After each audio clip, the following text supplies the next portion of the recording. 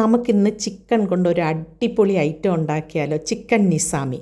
ഞാനിവിടെ 1 kilo chicken എടുത്തിട്ടുണ്ട്. അത് മാരിനേറ്റ് ചെയ്ത് വെച്ചിട്ടുണ്ട്. അതിൻ്റെ കൂടെ മുളക് പൊടി, മഞ്ഞൾപ്പൊടി, മല്ലിപ്പൊടി ഇതെല്ലാം കൂടി ഇട്ടതിന് ശേഷം 1 ടീസ്പൂൺ നെയ്യും കൂടെ ചേർത്തിട്ട് ഒരു ഹാഫ് ആൻ അവർ റെസ്റ്റ് ചെയ്യാൻ വെക്കണം.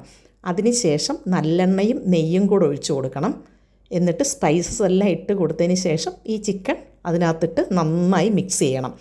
ഒരു പകുതി വേവാകുമ്പോൾ കുറച്ച് 2 സവാള ഫ്രൈ ചെയ്തതും ഒരു 10 കാഷ്യൂ നട്ട്സും കൂടെ അരച്ചതും കൂടെ ഒഴിച്ച് ഈ കറിക്കകത്ത് നന്നായിട്ട് മിക്സ് ചെയ്യണം.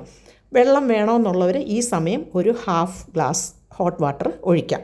ഞാൻ പക്ഷേ ഒഴിച്ചിട്ടില്ല. ഞാൻ ചിക്കൻ ഇങ്ങനെ പുരട്ടിയാണ് എടുത്തിരുന്നത്.